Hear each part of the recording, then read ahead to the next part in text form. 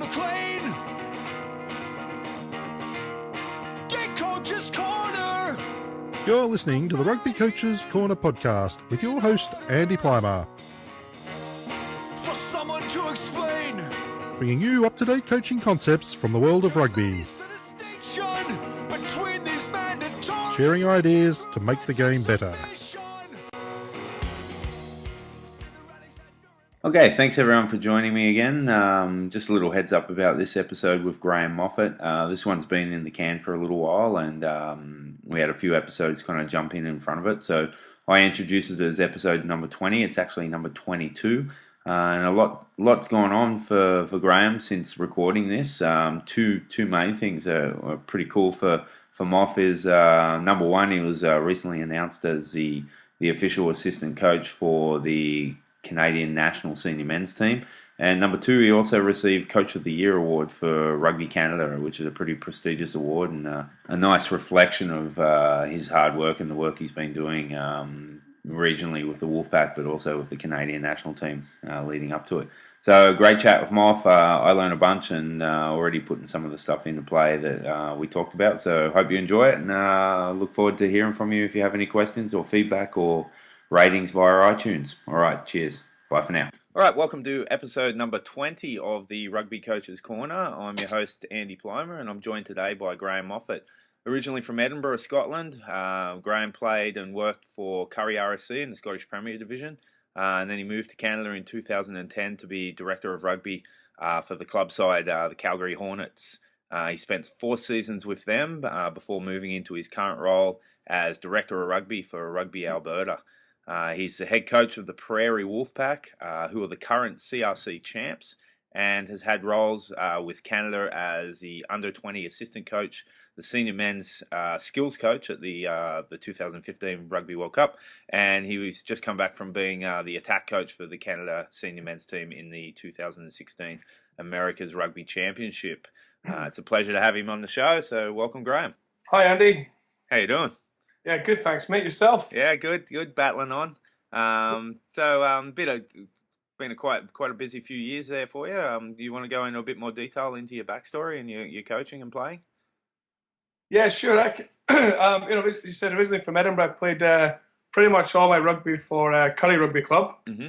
That was my kind of home team. I played there from a young age. My dad was a coach there, so we're always around the rugby club with him, and kind of just got immersed in the rugby culture from there.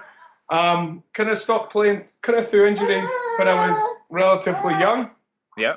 And went to just kind of pursue coaching a bit, and kind of dropped down to a club called Forester Rugby Club and became a player coach with them with a friend of mine, which was a lot of fun, and kind of found my love of the game again. And then moved on and coached a club called Stuart's Melville Rugby Club. We were in the kind of Premier 2 division, and then kind of got promoted up to Premier 1. So kind of lucky to have that coach role, quite a big club, and they took a bit of a gamble on appointing a 25-year-old head coach. So it was it was good.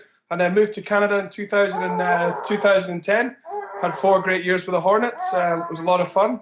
And then just managed to kind of move on to the Rugby Alberta job and do some work with Rugby Canada. Yeah, and you had a family in the meantime there. I can hear the little fella grunting away there. Yeah, no, for sure. I work from home, so the office sometimes has a few distractions and a few challenges. That's all good. Yeah, we just had our 3rd now, so I totally get it. And congratulations. Yeah, cheers. All right, so what's your day look like as Director of Rugby for Alberta? I'm sure there's some differences with the off season and in season. Yeah, I think it's a lot of fun. I work from home, so it kind of usually starts with walking down the stairs, going to the desk, and getting the coffee on. Yeah. It's having a bit of flexibility is good. It's definitely not your traditional 9-to-5 job. It's good. We're kind of quite ambitious here. We want to be the kind of leading province in Canada in terms of player and coach development by kind of 2019. So that kind of drives most of the stuff that we do. I think sometimes we get distracted, around some stuff that's maybe not that important, and we kind of get caught doing things that don't really help us get to our goal. So just trying to stay disciplined, kind of time blocking, making sure that we're working towards what we're trying to achieve. And to be honest, the in season and the off season's just as busy at the moment. We've got a lot of off season programs, big focus on coach development and player development. referee development, and just trying to make sure we have a much stronger infrastructure. So that's our kind of main goal. We've got 2 sub-unions here, so we've kind of worked closely with the 2 sub-unions, the Calgary Rugby Union and the Edmonton Rugby Union. Yeah. And, just trying to make sure that we all kind of get aligned in the direction that we're going. So, yeah, it's a lot of fun. Last year we facilitated kind of 26 teams, I think. So that definitely kept us on our toes. And thankfully I got an assistant starting tomorrow, which will be good. Oh, so nice. That'll help ease things a little bit. And so is there, in the off-season, do you have, is there academy work going as well with your younger athletes? Yeah, so we run a kind of player development program, which we centralise our players for 1 weekend a month, kind of from October through till end of April. Yeah. Just to kind of track them a bit, see what they're doing. We bring in some, some guest coaches, and we run it alongside our coach development program. So, I've been really lucky. We've had some great presenters, Mick Byrne, the All Black skills coach, Kieran Crowley, Mike Shelley, Dave Butcher. I've had a number of different great coaches that come in, work with the coaches, then run practical workshops with their players as well. So, it's been good. A lot of our kind of senior players around here like to give back. So fortunate to have guys like Gordon McCrory, Hubert Bidens, Kyle Gilmore have all kind of done coaching stints, and a lot of our provincial coaches that that have kind of been around for a while and do a great job, and some ex-international players that we can pull back in. So that program's a lot of fun, and it's it's kind of doubled in size from last year, which is good. And then along with that, we've got 3 academies that run, one in kind of Calgary, and then Central, and then Edmonton. So we have them running 3 times a week. Right. So it's it's good. Oh, that's great. That's awesome. Okay, and in the summer, you're the head coach of the Wolf Pack. That's a regional program. What's a bit of a description of that program, and some of the challenges and the strengths that program possesses? Yeah, the Wolfpack's it's a lot of fun. I was fortunate enough to come on as a development coach in 2010. Mike Shelley and Quentin Fife were 2 really good coaches. Were heading the program up, but Mike went on to a position with Rugby Canada, and kind of Q was doing some stuff with the Sevens, and kind of got busy in his real life, so kind of took a back step. So Colin Jeffs came in as the head coach in 2012. Yeah, kind of was a head coach 2012-13, and I kind of took over in 2014 or 15. Yeah, 2014 as the head coach. So it's I still work with Cole now. He's based in Australia, but we've got a really good relationship, and he's a great bloke. So delighted that he kind of keeps coming back to work with us. That's sweet. Challenge-wise, we're trying to pull 3 provinces together. Like Alberta, Saskatchewan, and Manitoba. So geographically, it's quite a big, quite a lot of land to kind of cover. You're not wrong. And we've got a lot of our players are kind of based out on the coast or have been based overseas. So yeah, we're just we've got bodies everywhere really. So just kind of make sure we keep in touch and keep a good relationship with them and track them, and then we generally pull the guys together for a camp prior to the competition. Right, and so. I've seen you guys wearing your wolf shirts, wolf print shirts, and all that kind of stuff. So there's obviously a good, pretty solid culture in the group, and the identity of the team is pretty important. Oh, it's awesome! It's tons of fun. They're a really good bunch of guys. Kind of all the players and the management. Yeah, it's a lot of fun to be around, and I think that's important. It's not professional rugby, but it's their pathway into Canada. And certainly for us, with the geographical challenges we have, we got to put a real emphasis on creating the right environment, the right culture for the players to, the kind of players to perform, and it's a ton of fun. They've got the wolf tees, which they love, and they howl, and got some real characters and strong leaders in there which have driven it, which is awesome. You had a win last year, so that's got to be big for the program, first time.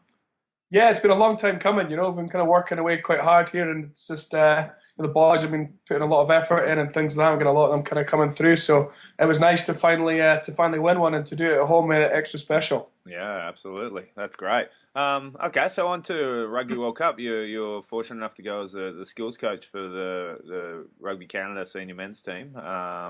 What was that experience like? It obviously would have been awesome.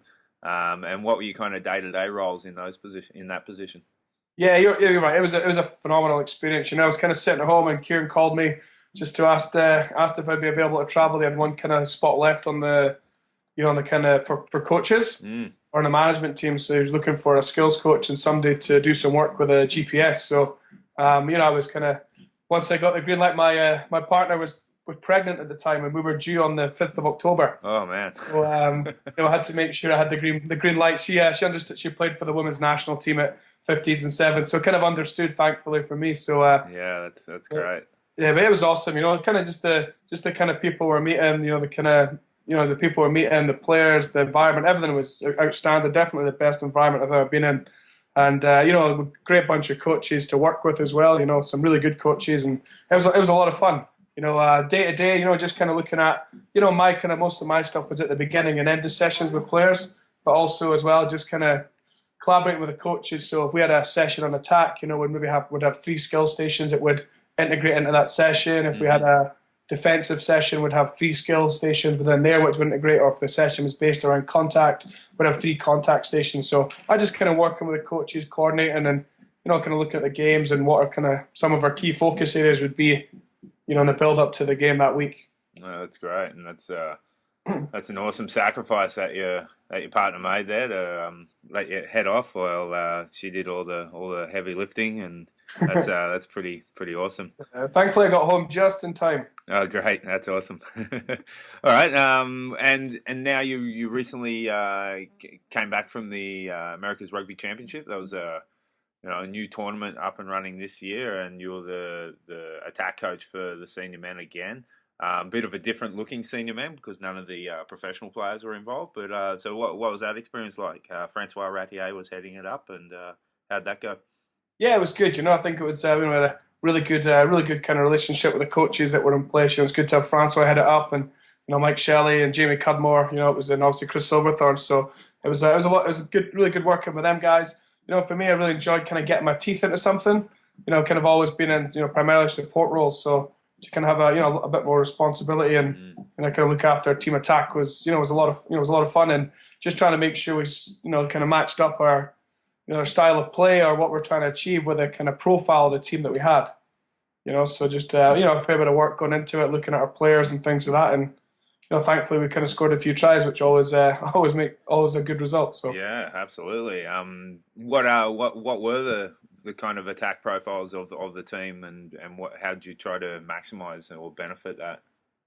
Yeah, I think for me, it's just kind of trying to shift our mindset. And I think sometimes we, I think rugby is like a big game of British Bulldogs, to be honest. We just attack obvious space and then try and find some weak links and then try and manipulate a bit of space. So for me, I kind of tied it right back into that and just trying to really shift our mindset that we have to go out and score tries, and just giving the players as many opportunities as we could to score tries in training and all the little conditioned games and things that we did. So when we came to the game, we were kind of more comfortable and more equipped to find opportunities when they arose.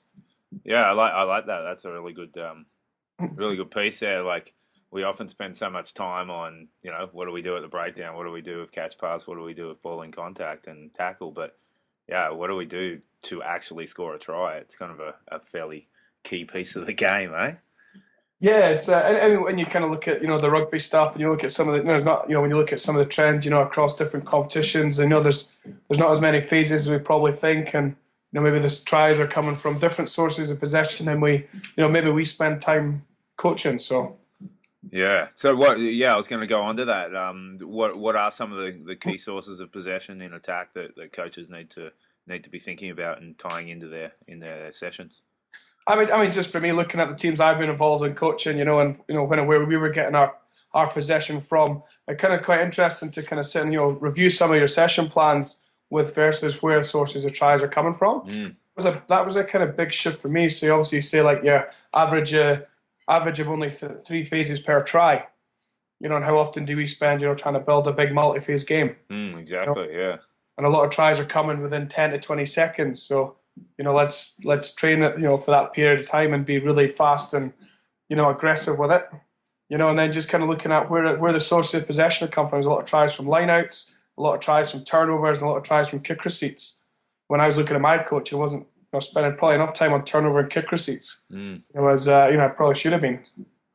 Yeah, so, I think that, and I think I know from my personal experience, definitely have undercoached turnover ball. That's really interesting, and we tend to, I think exactly what you say, like coach this multi-phase kind of game where we're going to link up 20 phases of the game, but then looking at the actual game and what happens and is a different story. Yeah, no, definitely. I think, if you look at our kind of results in the ARC, I think we scored 25 tries in 5 games, and I think we got the most tries in the tournament off a turnover ball. Oh, wow, great. Which was, which was good. And, a kind of interest is that we kind of scored the most tries off scrums as well. And I think that's kind of probably due to the work we've done around the scrum and, how quickly we're trying to move the ball from that platform and trying to play with it instead of just scrummaging for penalties. Yeah, that's an attitudinal thing, like you're saying too, that needs to be changed in a team before you can go that direction. So how did you apply this, knowing that most tries are scored within 10 to 20 seconds? They come off turnover ball, counter attack, line outs. How was that incorporated into your session? Like if you did a 20-minute attack session, how would that look? Yeah, I'm kind of, just something I did with the Wolf Pack. I'll kind of share a couple of years ago. We were always looking at different ways to try and win the championship because we're always kind of runners up. And one thing we did is we went to the end result first, which was scoring tries. Mm-hmm. So we spent a lot of time on 1v1s and things like that, using some good footwork, finishing off opportunities. Then we worked back to line breaks. How often do we spend time on line breaks? I know the World Cup we made a lot of line breaks, but we didn't finish on a lot of them. So went back to the line breaks, trying to score off the line break, and then we went to our phase play, and then we kind of focused more on the set piece after that. And I think what we focused on amplified. We scored a lot of tries, but our set piece wasn't as strong as it should have been. So just trying to get a balance between the two. But yeah, I think definitely playing off line breaks, trying to score tries, getting support around the ball are kind of key. For us to kind of doing what we wanted to do, and then just spend more time if we are attacking and there is a mistake or a turnover, just let the turnover play out. If it's an attack session or a defense session, and give the players the opportunity to kind of score. Yeah, and that then creates a teaching moment as well. Yeah, there's some of the big things also for us. It was just conditioning a lot of games for us to kind of promote the things we wanted to see. A lot of mismatch kind of touch, a lot of overload games. Things like that, just trying to get us to see where the space is. So just putting different constraints on the defence and trying to make sure that our kind of attack could identify space or identify mismatches. That's kind of where we spent a fair amount of our time. Yeah, that's great. Yeah, I like the way how you deconstruct it rather than starting with big picture, go to the little parts of it and build from there. You can tie all that stuff in too into warm ups and cool downs, and it's continual learning. Yeah, definitely, absolutely. It's a lot of fun as well, and I think too as well that kind of has to come across in our coaching as well. Like we want to empower the players and we want them to kind of take risks and be ambitious. So we have to coach that way. I can't be verbalizing one message, but all my actions suggest something else. So making sure that my profile is consistent when we're on the field too. Yeah, absolutely. All right. So if someone was to come along and watch a session coached by you, what's some of the things they're going to see and hear? Obviously, by the sounds of it, a lot of game situations. Yeah, no, for sure. A lot of games. I think the game's the best teacher. And I think for us in Canada, particularly in Alberta here, we've got a long off season. There's no real rugby here from October through to May. So we need the games, and we've got to have the game coaching us or teaching us, all the things we need from it. So we'd see a lot of games for sure. Hopefully I'm enjoying myself as well because I think people do what people see. Yep. I want our players to enjoy the session, so I want to enjoy the session as well. And hopefully a positive, upbeat attitude is what you'll get. In terms of structure, some individual warm up time, give the players something to do. To look after, prepare themselves, and then into some, a little handling decision-making exercise before going into some form of condition game. Mm-hmm. And then once we've done the condition game, we'll have a skill wheel depending on the focus of our session, and then we'll go into scenarios, making sure that we're applying the skills that we're learning into our kind of team structure. Yeah. So that's kind of primarily what you would see, or for the majority of sessions. Yeah. Okay. And what's your favourite area of the game to coach? I'm probably guessing attack. Yeah, no, for sure. It's a bit I really like about the game. Looking at tries, and there's so much access to footage now. So we can really have a look at what's going on across the different competitions, across the world, and what's working well and things like that. So that's definitely my favourite part, is we're trying to look at where tries are coming from, and I think we heard the great quote: "Is a good coaches copy, great coaches steal." So just trying to steal as much as we possibly can from somewhere else. Yeah, absolutely. And you know, we're recording this podcast just after I think a day after that Rugby Canada's announced a new coach. New coach Mark Anscombe's just been announced. What from your experience, what are you seeing are going to be some of the strengths and challenges that face Canadian rugby in the next coming years? Yeah, I think, firstly, I think, Kieran Crowley's done a great job over the last 8 seasons, and, kind of really wish him well over in Italy. Yeah, for sure. Yeah, I think he was probably ready for a change, and, sometimes a change is good. So I think, for Mark, we can obviously want to see Mark succeed, and we want to kind of make sure that everybody in Canada wants to see the national team succeed. And, if we can, build some good relationships with the provinces and, some of the regions, we can really start to all kind of align ourselves and move in the same direction. I think we've got to spend more time on development. I think in Canada, particularly around the provinces, the unions, and there's a lot of guys working really hard, which is great. We just probably need more of it, and then just some guidance as to how the national team are trying to play and develop, and make sure that we're gearing all our efforts towards that. I think we sometimes get a bit. Insular, we kind of worry about our club or whatever and not look at the big picture. So we can have people to support 2 or 3 teams, not just their club team. If they can support their club, their province, and the national team, then we'll be in a pretty good position. Absolutely. All right, cheers for that, Moff. And we always end the show with the same 4 questions. When you were a kid growing up, who was your favourite player or players to watch running around? When I was a young fella, I used to really like watching New Zealand play, and I used to really like watching Frank Bunce. Yeah. I kind of always played centre, so I'm kind of always a guy that I've really looked up to and kind of wanted to try and play a bit like. Obviously not my position, but a guy I thought was awesome and a great character for the game was Keith Wood. Yeah, for sure.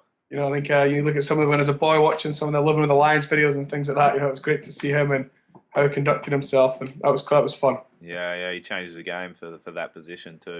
All right, and what about current players now? Who do you like? There's so many awesome rugby players out there, which is great. But I think one guy that sticks out for me at the moment is Ben Smith. Yeah. He's full. I think he's just a really good rugby player, and he's a phenomenon under the high ball, and his decision making, his ability to beat defenders and break the line.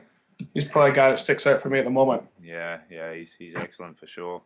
Okay, and what about some high profile coaches that you liked what they're doing and maybe learnt from them or from afar or close up?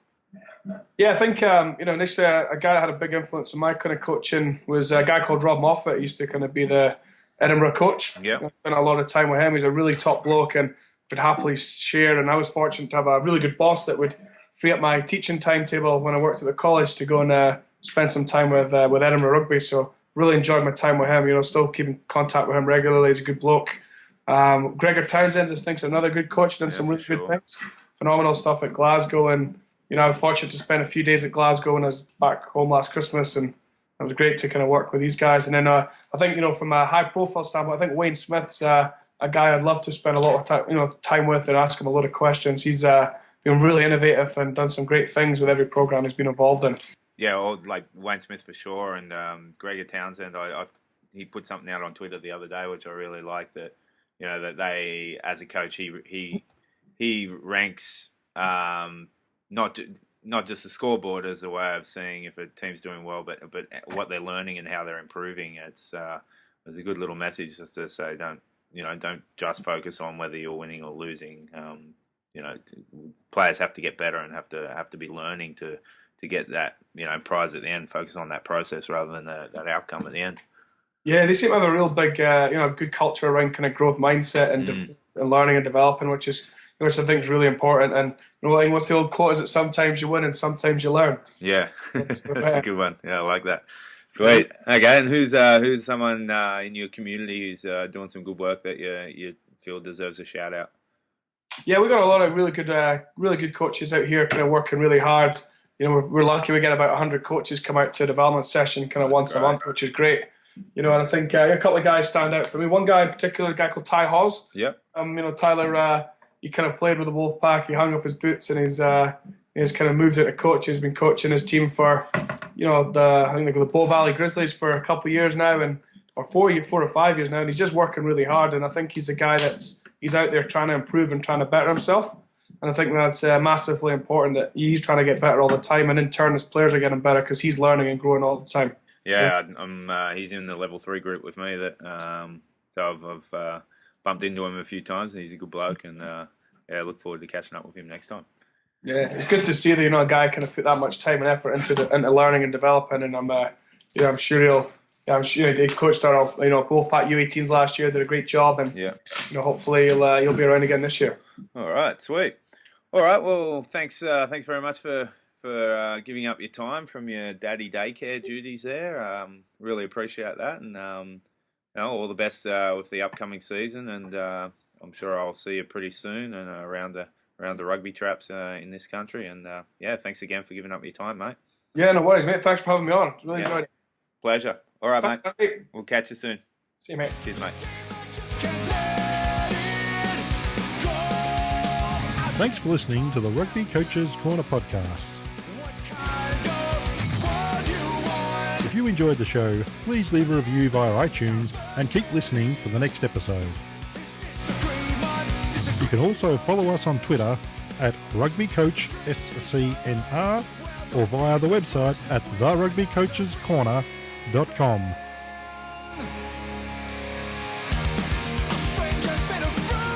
Until next time, keep sharing ideas to make the game better.